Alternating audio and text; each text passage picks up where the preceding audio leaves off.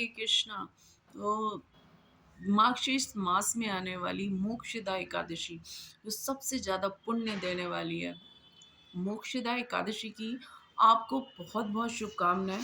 तो मोक्षदा एकादशी जो मार्गशीर्ष मास में आती है, आज के दिन भगवान ने अर्जुन को भगवद गीता बोली थी। हाँ, भगवद गीता का ज्ञान दिया था वो अर्जुन जो बहुत अधिक कंफ्यूज थे, बहुत अधिक भ्रमित थे कि वो क्या करें, क्या डिसाइड करें। और भगवान ने उनको ज्ञान दिया था जो संसार का सबसे महत्वपूर्ण ज्ञान है। तो आज के दिन गीता जयंती मनाते हैं। तो एक बार एक राजा थे, गोकुल नगर में रहते थे। राजा का नाम वैखानस था और उन्होंने बहुत ही समृद्धिशाली उनका राज्य था और काफ़ी पॉपुलर थे वो प्रजा के बीच में वो राजा। एक दिन उन्होंने सपना देखा कि उनके पिता नरक में हैं और वो तुरंत ही उन्होंने राज्य के सभी साधु संतों को बुलाया और उनको बताया कि मैं तो बहुत परेशान हूँ कि मेरे को अपने पिता नरक में दिखाई दे रहे हैं और यहाँ मेरा राज्य इतना समृद्धिशाली है, सब सुख है, लेकिन मेरे पिता नरक में रह रहे हैं।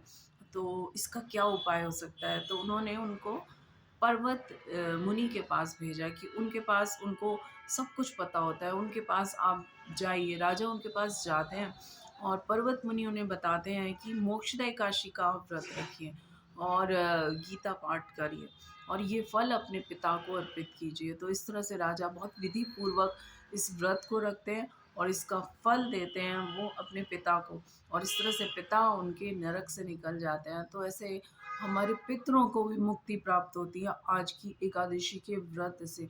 और इसमें सबसे महत्वपूर्ण कार्य क्या है? गीता को पढ़ना। जितना भी पढ़ पाएँ आप, वैसे तो हमें पूरा पढ़ लेना चाहिए, जिस टाइम भी सुबह से शाम तक में जब भी टाइम मिले आप पढ़िए, है ना? 700 श्लोक भगवान ने 45 मिनट्स में बोले थे। तो इस गीता को आप आराम से पढ़ सकते हैं, आप श्लोक पढ़ सकते हैं, श्लोक नहीं पढ़ पा रहे तो उसका नीचे हिंदी अर्थ पढ़ सकते हैं और इस तरह से आप पूरी गीता कुछ लोगों के संग बैठ के पढ़ सकते हैं। तो इस तरह से आप गीता को पढ़ पाएँगे और दान कर सकते हैं, भगवद गीता को दान कर सकते हैं। एक गीता जितना कोई ज़्यादा से ज़्यादा गीता का दान करता है, उतना ही उसको बहुत अधिक पुण्य प्राप्त होगा। भगवान को सबसे बड़ा पुण्य क्या है? हम पुण्य की बात करते हैं, तो पुण्य का मतलब इस संसार के सुख मिलना नहीं है। जो सबसे बड़ा पुण्य कार्य क्या है? कि हमें भगवान का प्रेम प्राप्त हो, भगवान की भक्ति प्राप्त हो, है ना? भगवान के उपवास मीन्स भगवान के निकटवास, हमारी ऐसी बुद्धि हमें मिले जिससे कि हम हमेशा भगवान की भक्ति कर सकें, भगवान के नामों का जप कर सकें। हम उन्होंने जो हमें निर्देश दिए गीता में उसके अनुसार अपने जीवन को चला सकें, यही सबसे बड़ा पुण्य कार्य है। तो आज के दिन हम करेंगे तो हमारी चेतना में अवश्य आएगा कि हम अच्छे से भगवान की भक्ति कर सकें।